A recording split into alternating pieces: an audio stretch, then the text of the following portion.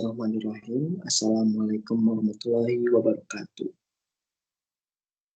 Perkenalkan, kami dari kelompok 6 akan membicarakan tentang etika profesi dalam teknologi informasi. Sebelumnya, perkenalkan, nama saya Fadel Troyan Kusuma. Di sini dengan rekan saya, Muhammad Faiz Akel. Nah, etika profesi dalam teknologi informasi itu apa sih? Kalau misalkan nih, suatu perusahaan, kan dalam era digital ini, teknologi berkembang dengan sangat pesat. Jadi setiap perusahaan juga punya rasa untuk bersaing, untuk mengembangkan teknologi mereka. Dan ketika suatu teknologi dirancang, sistem juga suatu sistem juga dibuat, sistem itu membutuhkan apa yang namanya data. Data-data siapa? Data-data karyawannya, data-data customer-nya, data-data juga data-data dari perusahaan itu tersebut. Di situ diintegrasikan dalam sistemnya. Nah, bagaimana kalau misalkan ada pihak lain yang menyalahgunakan hal tersebut? Nah, di situ di mana kita sebagai IT menerapkan etika profesi dalam teknologi informasi. Jadi kita menjaga dan juga membuat suatu sistem di mana itu akan aman untuk menjaga keamanan dan kenyamanan tiap orang yang menggunakan sistem tersebut. Baik, pertama, pengertian etika profesi. Etika profesi adalah sintesis dari etika, etos, yaitu ilmu moral tentang baik buruk, dan profesi, lapangan kerja yang menuntut keahlian khusus dan pengabdian. Etika menjadi kompas moral, sementara profesi memberikan konteks tanggung jawab struktural. Tanpa landasan etika, keahlian profesional berisiko disalahgunakan yang mengancam keberlanjutan profesi itu sendiri.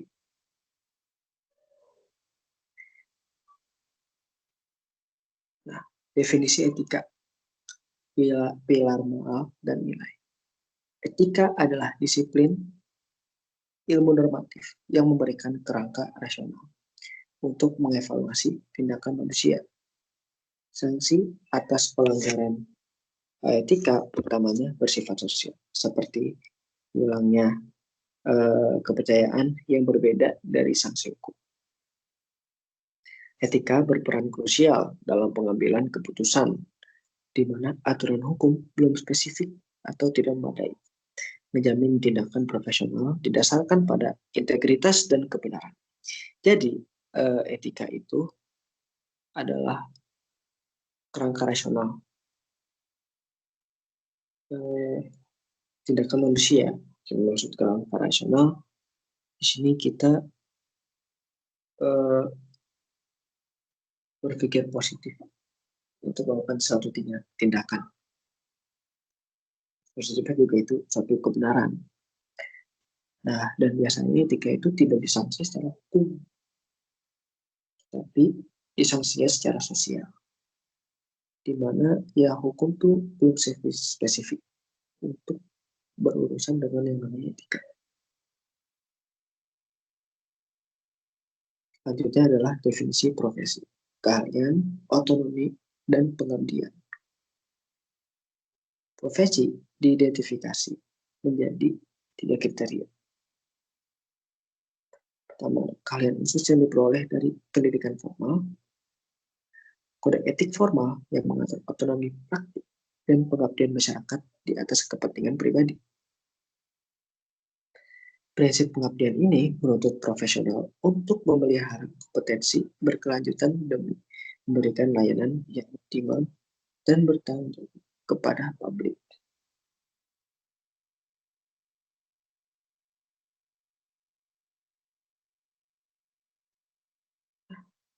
Lalu ada definisi etika profesi. dalam teknologi informasi.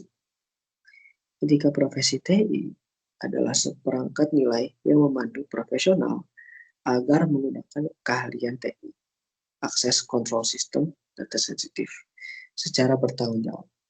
Prinsip intinya adalah menjaga integritas data akurat, kerahasiaan, melindungi privasi, ketersediaan sistem dapat diakses, dan keadilan algoritma bebas bias. Etika TI berfungsi sebagai penjaga integritas digital untuk memitigasi risiko penyalahgunaan teknologi. Jadi, etika profesi ini mengontrol bagaimana kita menggunakan suatu sistem, bagaimana kita menggunakan suatu teknologi secara bijak yang tidak membahayakan baik itu diri sendiri maupun orang lain. Lalu ada tujuan pemahaman etika profesi. Nah, kita ini harus paham tentang etika profesi. Karena apa? Pemahaman etika profesi bertujuan ganda, yaitu melindungi profesional dan melindungi masyarakat. Secara kolektif, tujuan ini menciptakan lingkungan digital yang profesional, aman, dan berlandaskan kepercayaan publik. Jadi pentingnya untuk memahami etika profesi. Itu karena itu punya tujuan tersendiri. Tujuan yang penting. Tujuan penting bagi profesional, tujuan penting bagi masyarakat biasa. Kita bahas tujuan internal, yaitu tujuan bagi seorang profesional. Secara internal, etika berfungsi sebagai pedoman perilaku untuk menjaga martabat profesi dan melindungi praktisi dari tindakan yang tidak berprofesional. Kepatuhan etis mendorong profesional untuk mencapai standar kompetensi tertinggi dan membangun kepercayaan klien yang esensial untuk kesuksesan jangka panjang. Jadi intinya bagaimana suatu profesional itu beroperasi itu juga harus menjaga etika. Karena apa? Itu akan menjadi kunci kesuksesan dari jangka panjang. Misalnya dia mempunyai seorang klien, dia menyalahgunakan data klien tersebut tahu, maka klien akan gimana, tidak percaya lagi sama profesionalnya.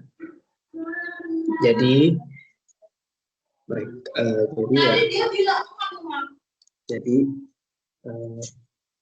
apa ya bahasanya?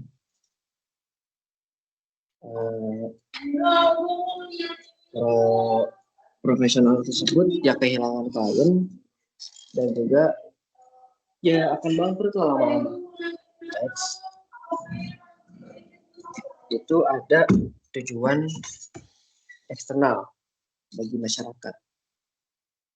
Secara eksternal, etika memberikan jaminan dan perlindungan bagi masyarakat dari penyalahgunaan TI, termasuk pelanggaran privasi dan kegagalan sistem. Etika menuntut para profesional untuk selalu memprioritaskan kepentingan dan kesejahteraan publik di atas keuntungan atau kepentingan pribadi. Jadi, secara eksternal itu adalah tujuan bagi masyarakat luas. Di mana untuk memahami etika dalam TI itu kita dapat memberikan pelindungan bagi masyarakat dan mencegah penyalahgunaan keahlian TI. Nah, lalu ada kode etik di dunia SI dan teknologi. Kode etik adalah kaidah moral yang tertulis yang menjadi standar minimum perilaku. Dalam konteks SITI, kode etik berfungsi sebagai pelindung profesi dari malpraktik dan memberikan kerangka kerja normatif bagi setiap pengambilan keputusan teknis. Jadi kode etik ini adalah sebagai pedoman bagi IT di sana untuk bijak dalam mengoperasikan sebuah sistem atau teknologi. Nah, ada prinsip dasar kode etik. Prinsip dasar kode etik global mencakup tanggung jawab publik berbuat demi kesejahteraan umum, integritas, kejujuran dan transparansi, kerahasiaan, melindungi informasi sensitif, dan kompetensi, menjaga keahlian teknis. Prinsip ini menuntut profesional TI untuk bersifat proaktif dan bertanggung jawab secara moral. Jadi di sini prinsip-prinsip dalam kode etik ini ya mengontrol lah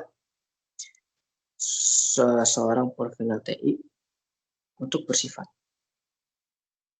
dan menumbuhkan rasa tanggung jawab mereka secara moral. Implementasi kode etik global atau ACM. Kode Ethic Association for Computing Machinery atau ACM berfokus pada dampak sosial dan kemanusiaan. Kode ini secara eksplisit meminta profesional untuk berkontribusi pada kesejahteraan manusia, menghindari bahaya bagi orang lain, dan bersikap jujur dengan penekanan pada refleksi etis dalam desain sistem. Jadi ACM ini mengkontrol dampak sosial. Dampak sosial yang dimaksud ini tuh seperti mengontrol TI profesional untuk menjaga kesejahteraan, menjaga keamanan dan kenyamanan masyarakat untuk menghindari dampak sosial. Itu maksudnya. Lalu ada IEE, E-nya 3 kali. Code Ethic Institute of Electrical and Electronics Engineering. Lebih menekankan pada tanggung jawab rekayasa. IEEE mewajibkan anggotanya untuk mengambil keputusan yang konsisten dengan keamanan, kesehatan, dan kesejahteraan publik, serta bersikap realistis dalam klaim teknis dan terus meningkatkan kompetensi. Jadi ini itu ketika merancang suatu sistem, ini mengontrol hal tersebut untuk sebuah profesional IT mengambil keputusan dalam perancangannya. Agar apa? Agar balik lagi lebih aman dan nyaman untuk penggunanya. Pelanggaran etika dan kode etik profesi. Nah, pelanggaran etika terjadi ketika profesional menyimpang dari prinsip moral. Seringkali didorong oleh konflik kepentingan pribadi yang mengakibatkan kerugian pada pihak orang lain. Jadi, banyak sekali pelanggaran suatu etika itu karena mereka yang egois, mereka yang tidak memikirkan orang lain dan tidak memikirkan kenyamanan dan keamanan bagi masyarakat luar, di mana mereka mementingkan kepentingan pribadi itu akan berdampak buruk dan merugikan masyarakat yang lain. Tentunya apa pelanggarannya? Seperti integritas sistem. Pelanggaran dalam integritas sistem itu meliputi tindakan merusak seperti membuat atau mendistribusikan malware atau virus. Jadi itu mereka yang sengaja nih membuat malware atau virus itu terdapat pada sistemnya. Ini juga mencakup praktik tidak jujur seperti sengaja membuat kode yang sulit dipahami, obfuscation, atau dokumentasi yang membingungkan untuk menghambat audit dan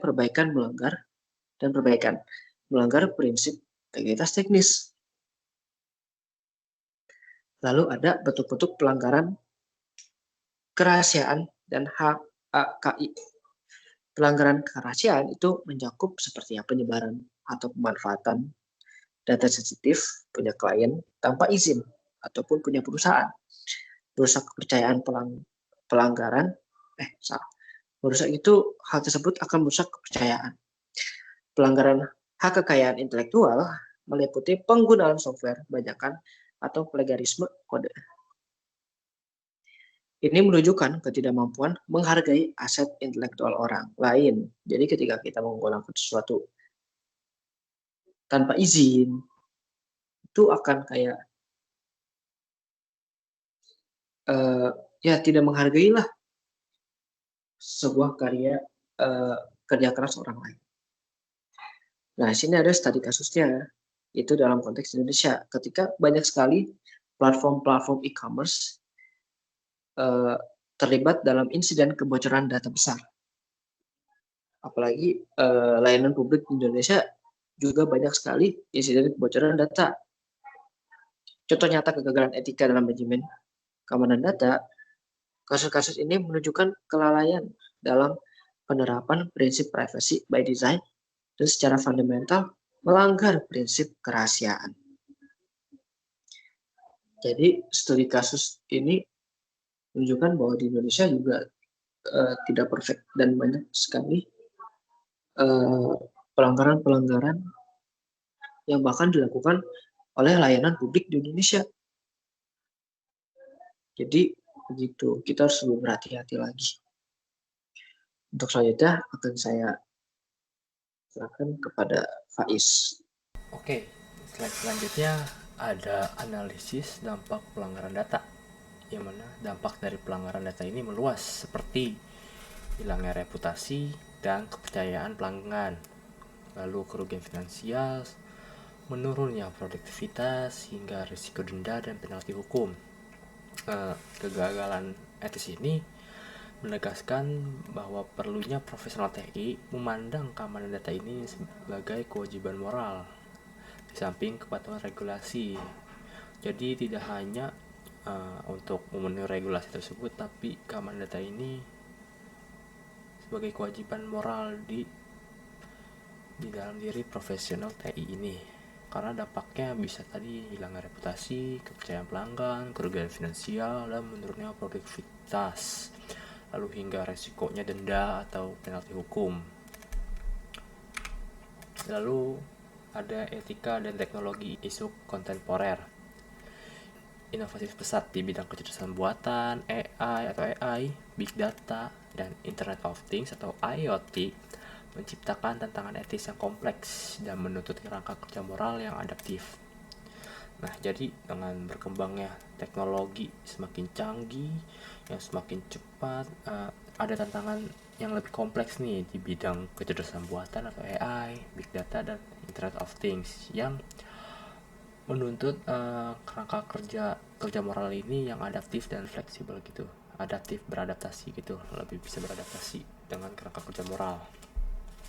Selanjutnya ada keadilan dan bias algoritma. Tadi kita ada menyebutkan AI ya, jadi itu sistem AI itu rentan terhadap bias algoritma karena dilatih menggunakan data historis yang mungkin diskriminatif, dimana etika di sini menuntut profesional untuk menjamin transparansi, akuntabilitas, dan keadilan atau fairness dalam desain AI, memastikan bahwa teknologi tidak memperburuk diskriminasi sosial.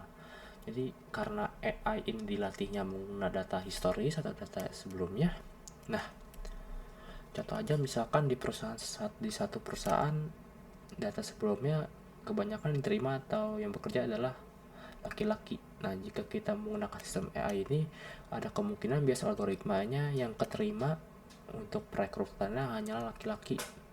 Nah, disinilah profesional menjamin dituntut untuk menjamin transparansi, akuntabilitas, dan fairness di dalam desain AI-nya. Jadi dilatihnya tidak data historisnya itu mungkin banyak kali ya, jangan hanya satu doang. Jadi supaya teknologi tidak memperburuk diskriminasi sosial ini. Lalu slide selanjutnya ada dilema privacy dan pengawasan data. Tadi juga udah bahas big data. Di mana kemampuan big data ini mengumpulkan data individu secara masif, memicu konflik antara inovasi dan hak asasi manusia terhadap privasi seseorang itu. Nah, dimana tuh etika mewajibkan profesional merancang sistem dengan prinsip privacy by design dan mengakui keamanan data pribadi sebagai hak asasi yang harus dilindungi.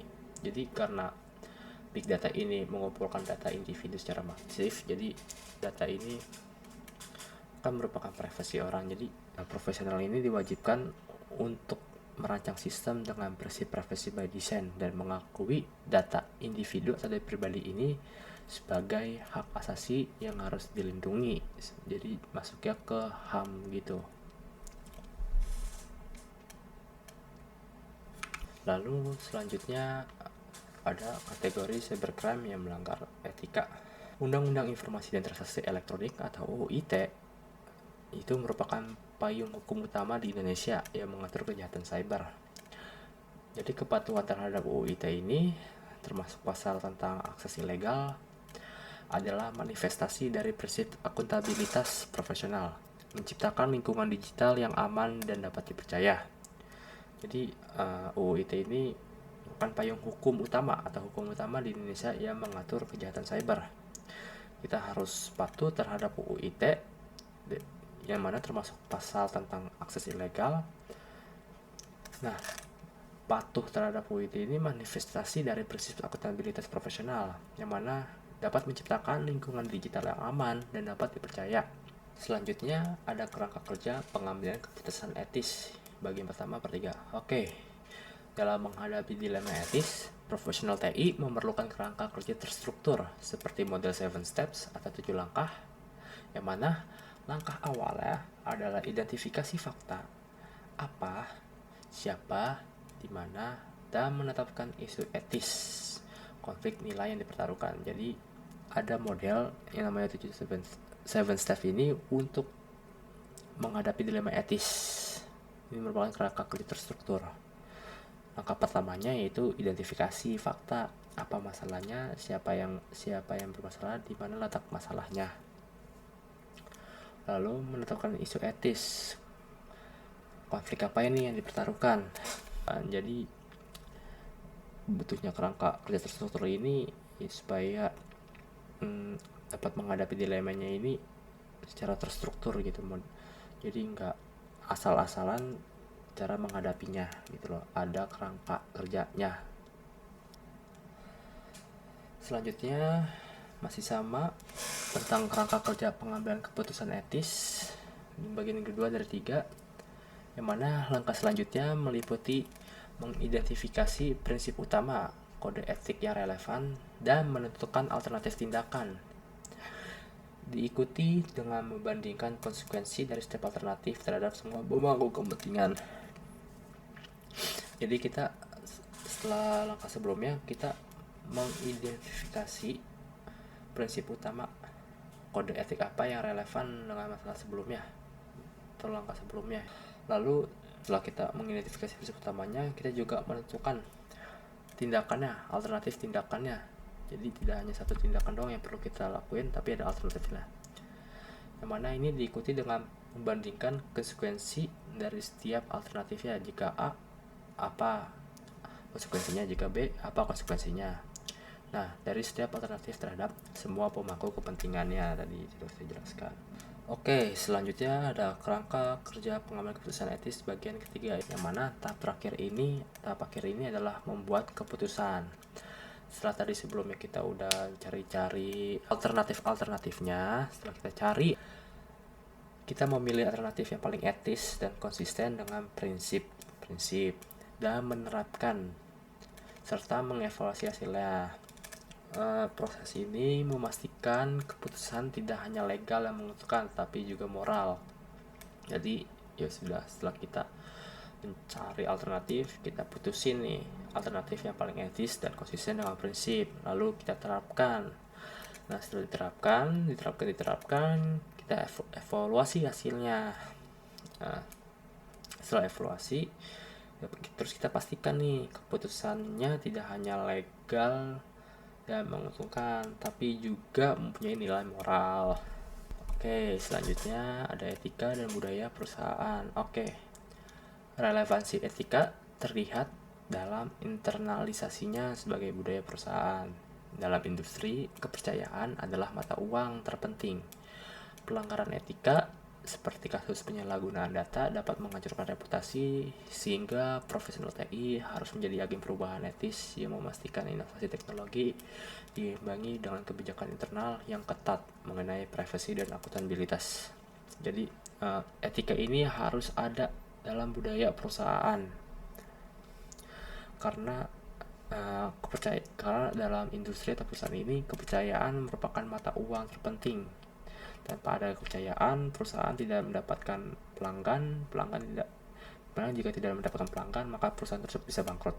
Nah, seperti misalkan pelanggaran etika, kasus penyalahgunaan data dapat menghancurkan reputasi. Nah, dari reputasi ini bisa menurunkan kepercayaan, menurunkan pelanggan, dan akhirnya bisa bangkrut. Nah, sehingga profesional TI ini harus menjadi agen perubahan etis yang memastikan inovasi teknologi diimbangi dengan kebijakan internal yang ketat mengenai privasi dan akuntabilitas. Ya, para profesional IT harus menjadi perubahan atau yang paling depan untuk memastikan inovasi teknologi diimbangi dengan kebijakan perusahaan tersebut atau internal tersebut yang ketat mengenai privacy dan akuntabilitas. Oke, selanjutnya ada perbandingan antara etika dan hukum. Jika untuk ngomong etika, maka etika merupakan bersifat normatif yang didorong oleh hati nurani, dapat sanksi berupa sanksi sosial ataupun sanksi kepercayaan. Tadi, yang mana etika ini fleksibel atau adaptif beradaptasi. Yang mana etika ini menentukan apa yang harus dilakukan. Sementara hukum itu bersifat memaksa, dan hukum didorong oleh otoritas atau kebijakan dari atasan, yang mana hukum dapat sanksi berupa formal atau pidana. Hukum ini kaku dan statik, sudah ditetapkan, jadi nggak bisa diganggu gugat. Lalu menentukan apa yang boleh dilakukan. Selanjutnya, dari etika hukum ini, profesi TI itu harus beroperasi pada irisan, di mana etika dan hukum saling menguatkan, jadi tidak berat sebelah atau banyak sebelah gitu. Ada studi kasus kebocoran data layanan publik seperti BPJS atau pajak. Nah, terjadinya kebocoran data pribadi berskala besar pada sistem layanan publik strategis Indonesia, misalnya seperti data BPJS Kesehatan atau data pajak yang melibatkan jutaan data warga negara. Nah, data sensitif seperti NIK dan informasi demografi sering terekspos dan diperjualbelikan menurut pertama et al. Tahun 2024. Nah, ini merupakan pelanggaran serius terhadap prinsip kerahasiaan dan integritas data. Pelanggaran ini menunjukkan kegagalan profesional TI yang bertanggung jawab dalam menerapkan tata kelola keamanan yang memadai atau security governance, dan mengabaikan prinsip privacy by design. Nah, jadi misalkan dengan studi kasus ini, misalkan BPJS kan data sensitif kita seperti ini, tempat tanggal lahir, alamat, dan lain-lain kan terekspos ya. Nah, selain terekspos, ini bisa lebih parah diperjualbelikan juga oleh pihak yang tidak bertanggung jawab. Lalu pelanggaran ini tuh menunjukkan kegagalan seorang profesional TI dalam menerapkan tata kelola keamanan gitu yang memadai. Lalu kemungkinan bisa mengabaikan prinsip privacy by design juga. Oke, selanjutnya ada studi kasus cyber squatting pada merek dagang. Merek dagangnya Mustika Ratu. Terjadi cyber squatting, yaitu tindakan pendaftaran nama domain yang identik atau sangat mirip dengan merek dagang terkenal, seperti kasus yang melibatkan Mustika Ratu. Pihak ketiga mendaftarkan domain seperti mustika-ratu.com dengan tujuan memanfaatkan reputasi merek tersebut. Domain ini didaftarkan bukan untuk tujuan resmi perusahaan, melainkan dengan itikat buruk. Tindakan ini secara fundamental melanggar prinsip integritas dan menghormati hak milik intelektual atau haki. Pelaku cybersquatting menggunakan keahlian digitalnya untuk mencari keuntungan finansial secara tidak sah dari reputasi merek orang lain. Mungkin kalau misalkan cybersquatting sekarang mungkin link phishing atau link nggak benar, misalkan dari Instagram ternyata itu link web Instagram palsu, yang mana nanti bisa akun kita dihack atau diretas, bisa dijual data-datanya juga dan lain-lain gitu. Jadi kalau zaman dulu mungkin memanfaatkan reputasi merek tersebut, kalau sekarang bisa lebih parah lagi jika misalkan ada cyber squatting gitu. Oke, selanjutnya kasus kriminalisasi korban, yaitu korban Baik Nuril. Kasus Baik Nuril ini yang mana dulu seorang guru yang merekam pelecehan seksual verbal oleh atasannya sebagai bukti, namun korban tersebut dilaporkan dan divonis bersalah karena melanggar pasal 27 ayat 1 atau ayat UU ITE tentang kesusilaan karena mendistribusikan muatan asusila. Padahal di kasus ini Baik Nuril sebagai seorang korban yang mana merekam pelecehan seksual verbal terhadap oleh atasannya. Hal ini sangat disayangkan karena walaupun sudah ada payung hukum utama di Indonesia, tapi masih bisa disalahkan. Jadi ini harus seimbang antara keadilan dan hukum gitu loh.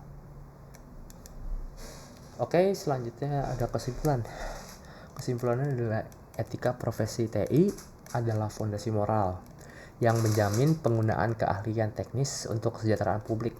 Pelanggaran etika seperti kebocoran data menunjukkan kegagalan sistemik dalam menjaga prinsip kerahasiaan dan integritas.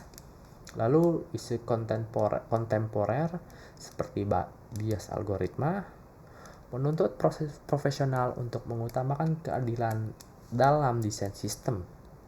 UU ITE berfungsi sebagai benteng hukum yang memperkuat kode etik meskipun memiliki keterbatasan yang memerlukan peninjauan kritis agar penegakannya adil.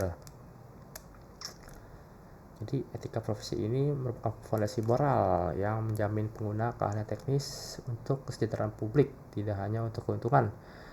Lalu pelanggaran etika seperti kebocoran data itu menunjukkan kegagalan sistemik dalam menjaga prinsip kerahasiaan dan integritas. Lalu ada bias algoritma yang menuntut profesional untuk mengutamakan keadilan dalam desain sistem tersebut, mungkin sistem AI-nya. Nah, tadi ini UU ITE berfungsi sebagai benteng hukum, walaupun masih ada keterbatasan. Seperti studi kasus sebelumnya, yang mana dia merupakan korban, tapi malah dijatuhkan hukum pasal UU ITE. Nah, ini kita harus memerlukan peninjauan kritis agar penegakannya adil. Nah, selanjutnya ada saran nih. Sarannya itu berupa di institusi pendidikan itu harus mengintegrasikan etika profesi dan UU ITE secara mendalam, tidak hanya teori, termasuk studi kasus nyata juga. Lalu profesional TI diwajibkan memperbarui pengetahuan etis dan hukum secara berkelanjutan. Jadi profesional TI ini wajib belajar lagi hal baru atau pengetahuan baru, mempelajari lagi pengetahuan baru tentang etis dan hukum. Lalu untuk organisasi profesi perlu memperkuat mekanisme pengawasan dan penegakan kode etik yang tegas. Jadi organisasi ini perlu memperkuat pengawasan dan penegakan kode etik yang tegas. Jika ada anggota yang melanggar, maka dipecat ataupun dikenai hukum gitu. Oke, di sini ada daftar pustaka, yaitu ada Aldiansyah, R. Yuliana, ME 2023, profesionalisme di bidang teknologi informasi. Ada Dedes dan kawan-kawan, tantangan etika dalam profesi teknologi informasi, Jurnal Ilmu Ekonomi, Pendidikan dan Teknik. Lalu ada Fauzia Yer tahun 2025, menjaga moralitas digital, pentingnya etika profesi dalam bidang teknologi informasi modern, di diklatkerja.com. Ada Ramali B dan Pamuncak FS tahun 2022, etika profesi dalam bidang teknologi informasi, Digital Library Universitas Tekkom. Lanjutan daftar pustaka yaitu ada Sunyoto W dan Handaya Ningrum S tahun 2022, buku Etika Profesi Teknologi Informasi dan Komunikasi Eptik Unusida. Lalu Universitas Telkom Jakarta tahun 2025, Etika dan Profesionalisme dalam Dunia Teknologi Informasi.